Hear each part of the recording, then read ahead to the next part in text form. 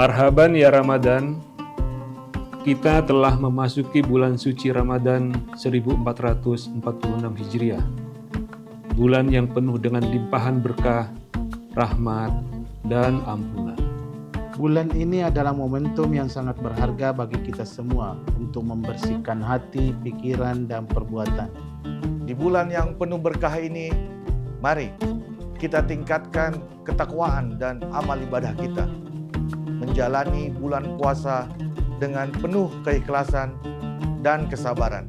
Kami segenap jajaran komisaris, direksi, dan karyawan PT Semento Nasa mengucapkan Selamat menunaikan ibadah puasa Ramadan 1446 Hijriah. Wassalamualaikum warahmatullahi wabarakatuh.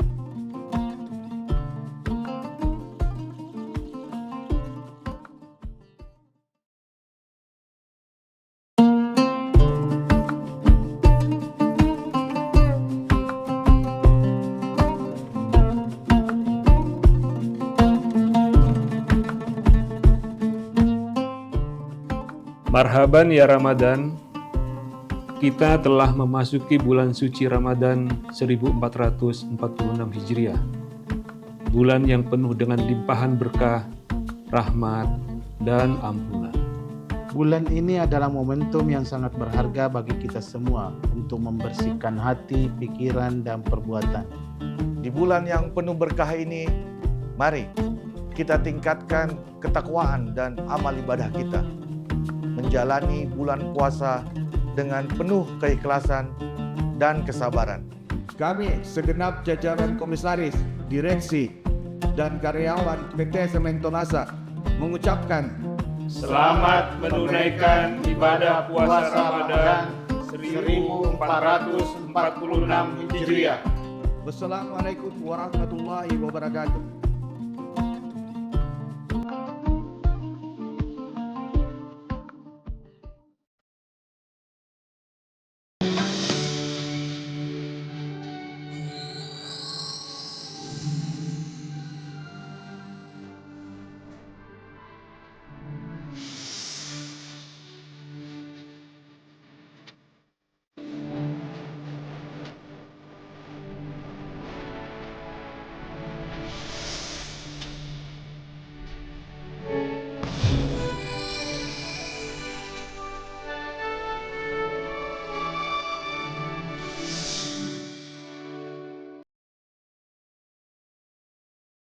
Assalamualaikum warahmatullahi wabarakatuh. Selamat sore Tribuners dimanapun Anda berada.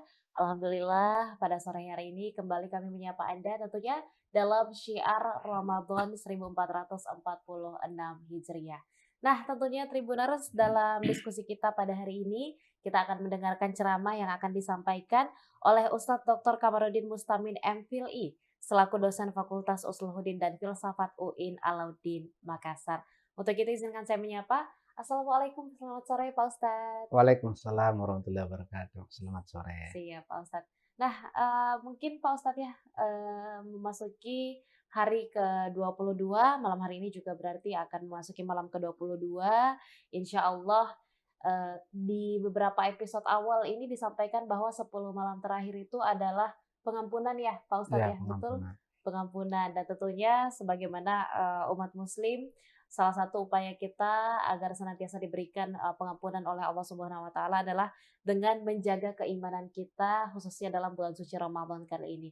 Nah, mungkin boleh dijelaskan Pak Ustadz dalam tema kita hari ini mengenai tingkatan beriman dalam Al-Qur'an itu sebenarnya apa saja sih Pak Ustadz? Silakan. Ya.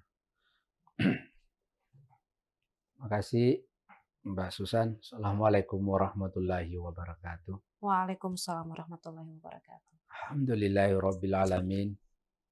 Shalatu wassalamu ala asyrafil anbiya'i wal mursalin Sayyidina Muhammadin wa ala alihi wa sahbihi ajmain, amma ba'd. Para pemirsa Tribuners yang insyaallah dirahmati oleh Allah Subhanahu wa taala. Pada kesempatan ini kita sudah berada pada malam ke-22 Ramadan.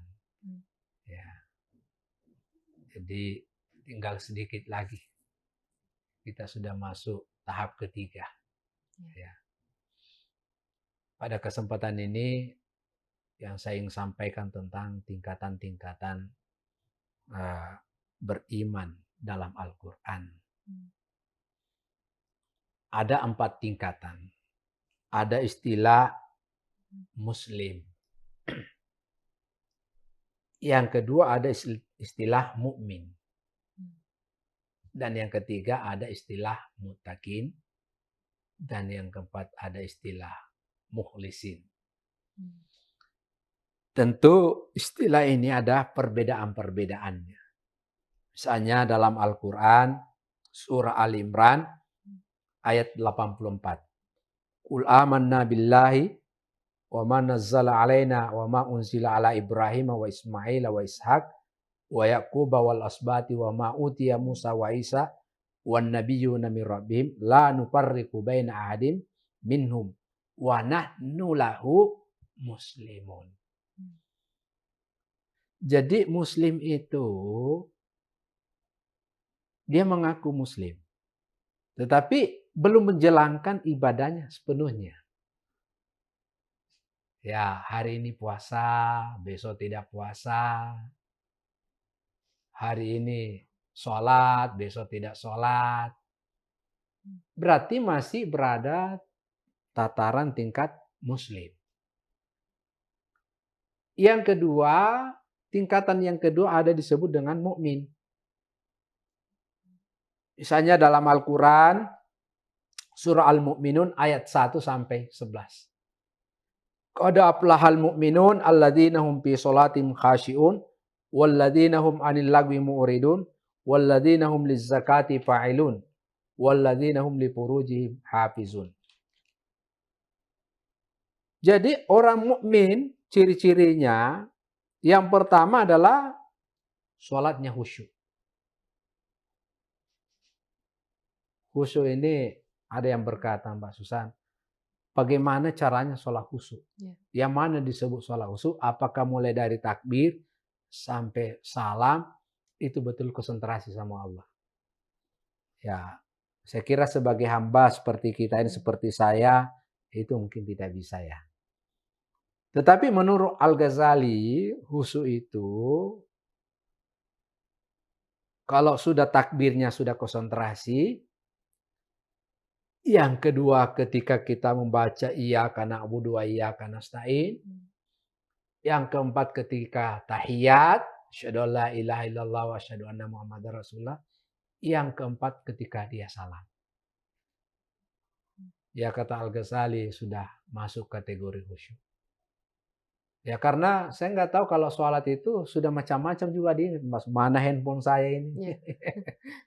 Ya, mana sepatu saya, mana baju saya. Itu macam-macam diingat. Apalagi ibu-ibu sementara sholat ingat juga masakannya di belakang. Ya. Jadi orang mukmin itu adalah khusyuk dalam sholatnya. Nah, khusyuk ini memang butuh riyadah, butuh latihan. Tapi paling tidak yang membantu juga kita sholat khusyuk itu adalah pertama kalau wudu yang benar.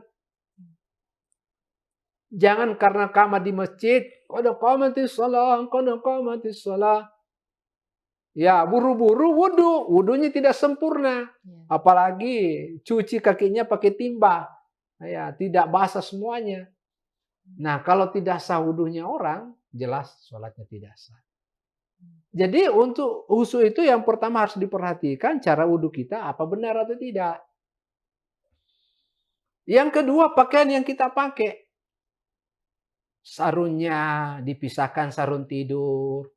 Bajunya jangan itu dipakai tidur, dipakai juga pergi masjid. Baju untuk ke masjid ada baju khusus. Sarung kita pakai pergi masjid ada sarung khusus. Jangan juga itu dipakai juga mandi. Ini kebersihan harus diperhatikan. Ini adalah langkah-langkah untuk Untuk sampai ke sholat khusyuk. Ini harus diperhatikan. Yang ketiga, cirinya orang mukmin itu walladzina hum 'anil lagwi mu'ridun. Ya, menjauhi perbuatan yang tidak berguna, yang tidak bermanfaat. yang tidak ada manfaatnya, berbicara yang tidak ada manfaatnya, tidak usah kita ngomong.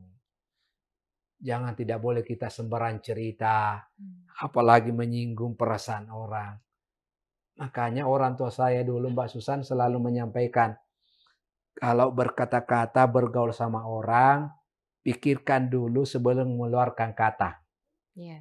Karena kata itu kalau sudah keluar bukan lagi milik kita, miliknya orang. Jadi harus dijaga. Nah, inilah juga fungsinya puasa. Ya, puasa ini melatih kita. Ya, jangan sampai kita berkata-kata yang tidak bermanfaat. Kemudian yang berikut, ciri orang yang beriman, awalladzina lizzakati fa'ilun, orang yang mengeluarkan zakat. Saya kira ini sudah dibahas pada pembahasan masa lalu. Ciri yang keempat orang mukmin itu adalah walladzina hum li furujihim hafizun, orang yang menjaga kemaluannya, menjaga harga dirinya. Ini adalah ciri orang yang beriman. Lalu yang ketiga, ada yang disebut dalam Al-Quran itu adalah muttaqin. Ya, ini juga disebutkan tujuannya puasa la'allakum tattaqun, supaya kita menjadi orang yang bertakwa. Bagaimana ciri orang yang bertakwa? Dalam surah Ali Imran ayat 133 sampai 136, wasari'u ila magfiratin min rabbikum wa jannatin arduwas samawati wal ard uiddat lil muttaqin alladzina yunfikuna fis sarai wad dharra wal qaziminal ghaiz wal 'afina 'anil nas wallahu yuhibbul muhsinin. Jadi ada 4 indikatornya orang muttaqin itu. Yang pertama adalah dermawan. Ya, mudah memberi. Yunfikuna fis sarai wad dharra. Ini memang kalau kita memberi dengan ada yang kita bisa berikan kepada orang itu ya nggak apa-apa. Tapi ketika ada orang minta sumbangan sama kita dan itu pas isinya dompet, pas-pasan, lantas kita memberi, wah ini luar biasa. Artinya pas-pasan, tiba-tiba ada orang minta sumbangan dia menyumbangkan. Ini yang dimaksud yunfikuna fis sarai wad dharra. Ini ciri orang yang al-muttaqin, bertakwa. Yang kedua adalah menahan emosi. Bulan Ramadan ini harus kita tahan emosi. Rasulullah Shallallahu Alaihi Wasallam ada seorang sahabat datang kepadanya, minta nasihat. Ya Rasulullah, dinasihati saya. Ya, kata Nabi, la takdab. Besoknya datang lagi sahabat ini. Ya Rasulullah, dinasihati saya. Kata Nabi, la takdab. Ketiga kalinya datang lagi. Ya Rasulullah, dinasihati saya. Kata Nabi, la takdab. Karena yang datang ini kepada Nabi suka marah kepada istrinya. Dan kalau marah kepada istrinya bukan luar biasa. Sendok melayang, piring melayang. Marah berlebihan. Ya, jadi orang yang bertakwa itu adalah yang menahan marah, emosi. Yang ketiga adalah suka memaafkan.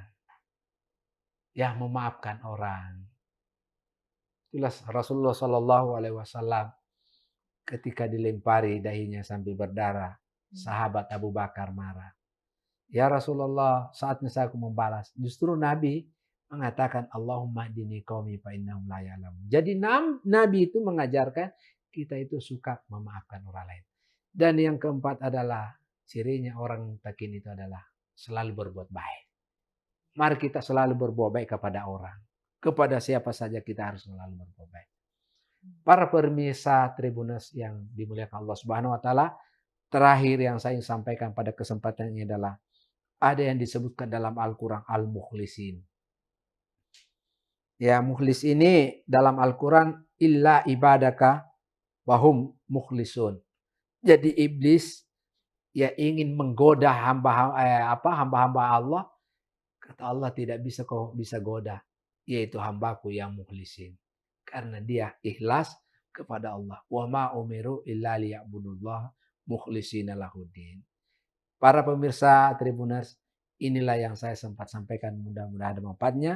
Sebagai kesimpulan ceramah saya pada sore ini, ada 4 tingkatan beriman dalam Al-Quran. Pertama, ada muslim, ada mukmin, ada muttaqin, dan ada mukhlisin. Mari kita naik level yang kedua, yang ketiga, dan yang keempat. Yaitu muttaqin dan mukhlisin. Sebagaimana cita-cita puasa itu sendiri. Saya kira demikian, Pak Ustadz. Terima kasih. Baik, sama-sama Pak Ustadz. Mudah-mudahan kita bisa, kalau bahasa kerennya bisa upgrade ya, Ya. Pak Ustadz ya. Insya Allah kita akan berada di tingkatan yang lebih tinggi lagi. Semakin hari insya Allah keimanan dalam diri kita semakin bertambah. Amin ya rabbal alamin. Terima kasih banyak tentunya kami ucapkan untuk Pak Ustadz sendiri Ya, sudah makasih. bersedia untuk hadir dan juga tentunya membagikan ilmu untuk seluruh Tribuners. Dan terima kasih banyak Tribuners masih menyaksikan tentunya Syiar Ramadan pada hari ini. Saya Nisa Husnuzan dan seluruh rekan kru yang bertugas pamit undur diri. Wassalamualaikum warahmatullahi wabarakatuh dan sampai jumpa.